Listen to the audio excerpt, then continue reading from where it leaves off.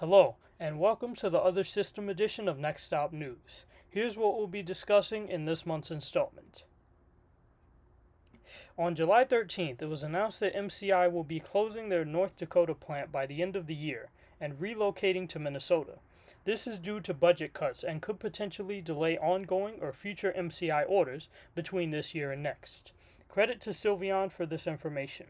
A lot of changes are going into effect by year's end for transit as a whole. This is just one of those many changes. Concerning the Freeline system, which has completely eliminated fares from June to early September, they have gone into top gear with their XDE40 delivery. As of August 7th, they have acquired 2022 XDE40s 405, 410 to 416, 418, 420 to 430, 433 to 439, 443, 452, 469, 471, 478, 482, 487, 489, 492, 497, 499, and 501, with everything past 469 being an option unit. Okay, so that is 41 XDE40s in total, with 469 onwards being option units. If the XDE60 delivery, or even the MTA's XDE40 delivery, are any indication, this order will continue to come in very quickly, and they will receive a superstorm of units in the next 3 to 4 months.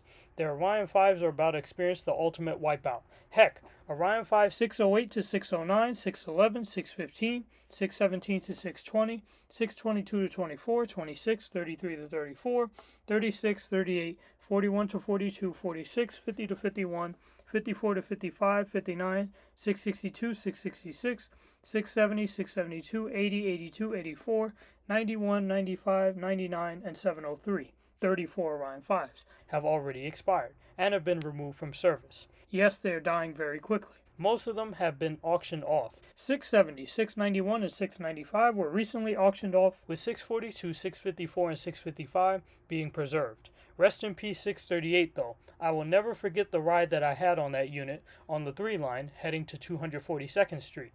More units are probably retiring as we speak, so I highly recommend catching them ASAP. The time is ripe for you to do so. Hey, I need to get my ass back up to 242nd Street as well. On July 20th, a massive B-Line bus redesign was announced. They must have been inspired by the Bronx bus redesign. The major takeaways are that the private lines, routes 16, 18, and 31, will get dusted, and Route 28, aka the famous BXM4C, will cease to exist. Route 1 will be truncated, and its variants will be turned into 3-digit routes, and Route 20 will go to Gun Hill Road instead of Bedford Park, a massive change to this iconic route. If you want to see more changes, please visit the link in the comment below. Let's talk about Nice Bus. First off, let me address the peachy stuff so that we could delve into the meat and potatoes. Nice externally has been presenting a very colorful image of themselves, with the N22X being restored on May 23rd as part of the summer service improvements due to the system pick, which brought other impactful schedule modifications and adjustments. Nice Mini going into effect on June 6th, a program which was free for the entire summer. The agency has been catching the positive attention of many. However, the recent accidents and conflagrations which their fleet have recently undergone have raised a suspicious eye towards the safety as a fleet overall. On May 31st, 2015 New Flyer XM40 1889's engine ignited in the Rockville Center region of Nassau County while operating on the N15, and mere days later, on June 17th, XM40 1886 got into a horrific engine fire in Hempstead while operating on the conjoined N4041 route. We all know that Nice Bus maintenance isn't always the best. However, we don't just see this happening with any other fleet but the XM40s. Not the next gens, not the Gilligs, just the XM40s. Might I also turn your attention to XM40 1930s fire in early 2021. This could be a more widespread issue with the Excelsior CNG fleet. And if this is the case, I'm glad that Nice reconsidered annexing more of them to their fleet. You didn't hear? On July 1st, Nice Bus changed the 33 XM40 order back to Gillig CNGs, so 2080 to 2112 will be Gillig CNGs. I am very glad about this, though I am sad that they nerfed the number a bit. I do understand why they nerfed the number though. because of the 6 XE40s coming in. Back to the XN40s, however, it could be an issue confined to a certain make of XN40s, as I have heard complaints of the 2015 models having harder times in the fleet than other models. However, it could be a fault of how NICE maintains their XN40s rather than the XN40s themselves. Either way, this is a major red flag for the state and safety of NICE's fleet that must be inspected, evaluated, and addressed immediately. If any more information comes my way concerning this fleet, I will not hesitate to inform you thereof. I'd also highly advise the MTA to take full notice, as the Excelsior CNGs make up a considerable portion of the MTA's fleet, and they may consider ordering more from New Flyer in the future with the 368 CNG order that's pending. Not to mention, they've already had issues with their own batch of XN40s. 2017 XN40 808 experiencing an eerily similar situation on August 3, 2020 on the B8, which took nearly 2 years to repair, and 2016 XN40 673, which did experience a fire, albeit in the front of the bus, and most likely due to a different cause. I think it may have been an external factor, but don't quote me on it. Either way, it still falls into a similar category. If I refer to my personal bias, I'd have to say, Nova, stick to diesels, New Flyer, stick to hybrids and electrics, and Gillig, stick to CNGs. However, I know that life doesn't work in such a cookie-cutter approach. It's much more complicated and nuanced, so I'm not just going to sit up here and be an idealist. I know that each bus company will make different bus types, because you need many iterations of bus types from many manufacturers, as it helps increase the reliability of the fleet as a whole. I mean, hey, just look at Manhattanville. But either way, this is something that has to be addressed. We cannot have ticking time bombs out there on the road. If you have to inspect XN40s one model at a time, do it. If you got to inspect the 2015s for a little while, then the 2016s, then the 2017s, do it like that. Or, if you want to inspect all the year models at one time, just make sure that you don't sideline the entire fleet, as it would be disastrous. While you're doing that, you can always boost the capacity of 1800s running.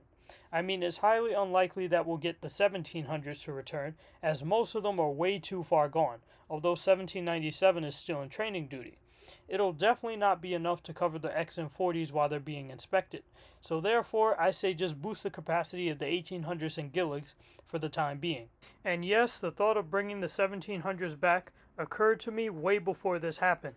On August 13th, 11, not 1 or 2 buses, but 11 retired NICE Bus CNG Orion 7 Next Gens caught fire at Cedar Creek scrap lot in Seaford, Long Island. This event was later confirmed to be arson. The affected units were 1722, 29, and many other unidentified units.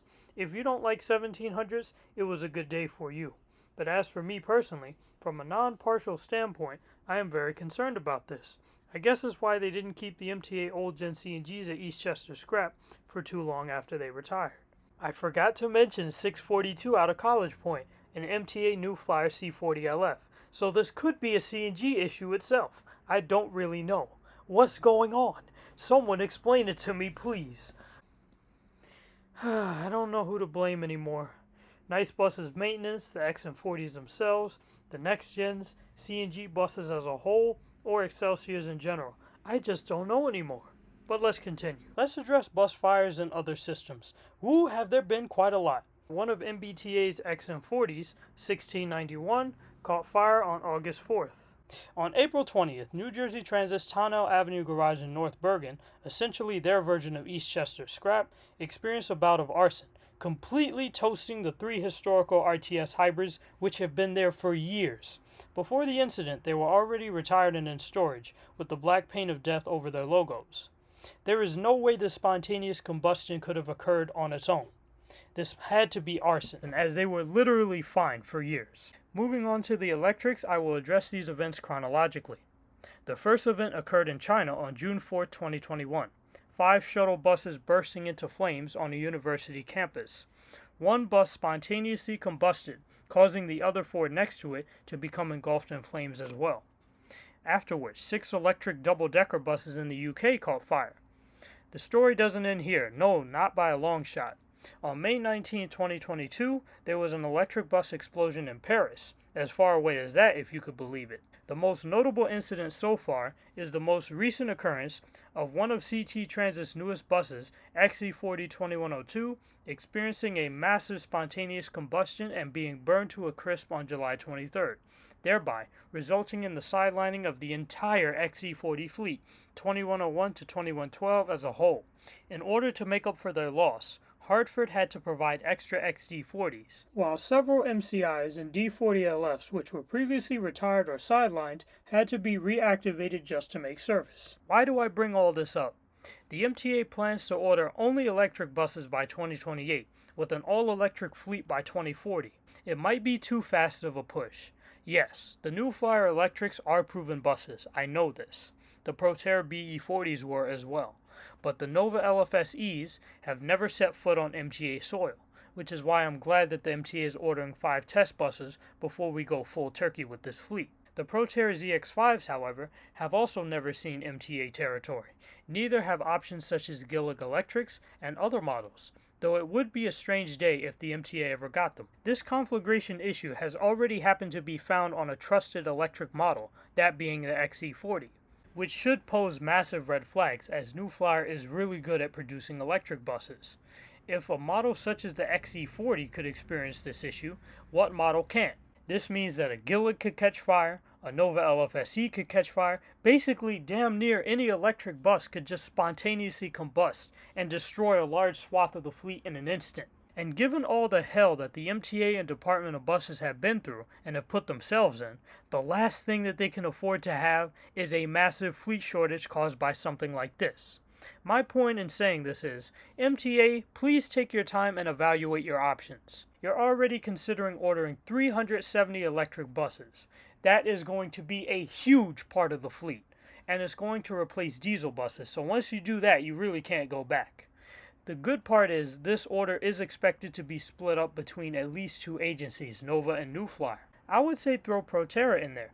Just in case one of the fleet models has to be grounded for inspections, you still have 2 other fleet models running and making service. So you don't want to hit yourself in the pocket like you did with the Nova LFS HEVs in October of 2021. When that occurred, that was a massive fleet loss of at least 100 buses. You would be wise to not order all your 370 electrics from the same manufacturer, but split them up in case something like this happens, because you see how large of a fleet loss you had when we only had 100 Nova HEVs and they all had to be sidelined due to door issues. All of Manhattan and hell, all of New York City suffered as a whole due to that move. So what I'm saying is, MTA, please just take your time, evaluate your options, and split up your electric fleet in a smart manner. One of the forum's members, named Around the Horn, has said that the issue regarding the conflagration of the electric buses is the chemistry of the battery. It's due to the lithium-ion batteries that have issues with high air and surface temperatures, which causes them to combust much easier than other power sources. He also notes that the lower power density lithium iron phosphate batteries in modern trolley buses are much safer to use. However, I personally don't see this as a feasible option, especially when the MBTA, which has world-famous trolley corridors, is running away from this technology, as seen by the grounding of the 4100s in early March. New Jersey Transit Juneteenth Dispute. On Friday, June 17th, as a dispute concerning time off for the Juneteenth holiday, several New Jersey Transit workers issued a strike against the agency, which caused several departure cancellations, thereby crippling some of the rail network and inconveniencing many with delays and difficulties returning home from work during the PM rush hour. This affected the mainline terminals such as Penn Station, Secaucus, Newark, and others. On August 1st, shovels were put in the ground for the construction of the Gateway Project's Portal North Bridge, a $1.6 billion project planned since October of last year. This project will greatly benefit New Jersey Transit commuters specifically. The Portal North Bridge will consist of new retaining walls, rails and bridge spans, traveling over the Hackensack River at a height of 50 feet, while replacing a 110-year-old swing bridge in the process, to free up travel times by reducing gridlock on New Jersey Transit and Amtrak trains. The Federal Railroad Administration has invested in it already. It will create 15,000 jobs and will allow for a safer and much quicker commute while replacing 2.44 miles of railroad track along the Northeast Corridor. In addition, this will double the amount of commuter trains that can travel between Newark and Manhattan at a time. Now for WMATA, an agency I haven't covered in a very long time. WMATA received $3.7 billion from President Biden's COVID relief plan in March. This allowed them to resume their platform improvement project between May 28th and September 5th, 2022. This happened on the Orange Line and consisted of the demolition and reconstruction of many stations on the line. There are also other projects that the WMATA is doing, which will be thoroughly discussed. The agency also fulfilled their March 24th promise to restore the 7000 series cars into service by the summertime. They did so on June 16th, with weekend service returning on August 6th. I am elated, as the 6000 series cars, which had to hold down the fort with the 2000 and 3000 series, can soon rest once more. Their return was done in stages, as 8 cars returned initially. They are currently in their second and third phase of re-implementation. Their return helped to increase service on the blue, orange, and silver lines, solidifying 15-minute headways. Yes, it was that bad. This is a major relief to DC commuters, along with the fact that fares have been reduced over the summer. It's certainly been a big year for Dash Bus. This is going to be a summary of events that I wanted to cover previously. On March 17, 904, Dash's final XE60 was confirmed to be part of the order and hit service on Route 30. The XE60 order was therefore completed then, making their articulated fleet fully electric, being the first to do so if I'm not mistaken. This means that their final NEO plans, 601 to 602, 612, and 614, were able to receive their proper articulated replacements. MCI's 103 to 105 were also retired. On July 1st, Dash Bus sent off their Orion 5s in style, with 96 and 97 being the last units to run. They performed their final trips from the Pentagon to King Street from 2:30 to 3:25 p.m., then ran via routes 103 and 104 to Braddock Road, and then back to King Street via the Route 30 circulator. Considering that they have run since 1984, this is indeed the end of a 38-year era. Wait a minute, that's bullcrap, y'all just had one out. Anyways, Dash will be preserving at least one unit, so hopefully this is it. I know that the New Jersey Heritage Center has one also, as well as certain facilities in Virginia and Pennsylvania. 95 to 97 were the last Orion 5 units that Dash had, with 95 making a trip up to New Jersey's event last year and then returning to Dash. It ceased operations fully on May 13th.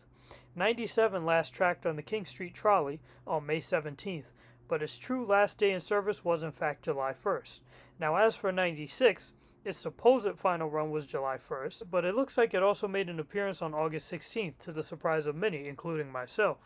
The agency also received an unnumbered 2019 demo BYD bus, which is mostly being used on the King Street trolley as a demonstration unit. It uses an 80 kilowatt iron phosphate battery. It would be interesting if the agency receives these buses in the future, especially given how rare it is for American agencies to use BYDs. And yes, I had to double check to make sure that it was the Dash I'm familiar with that received this bus, and not some other agency, since there was very little news covering it.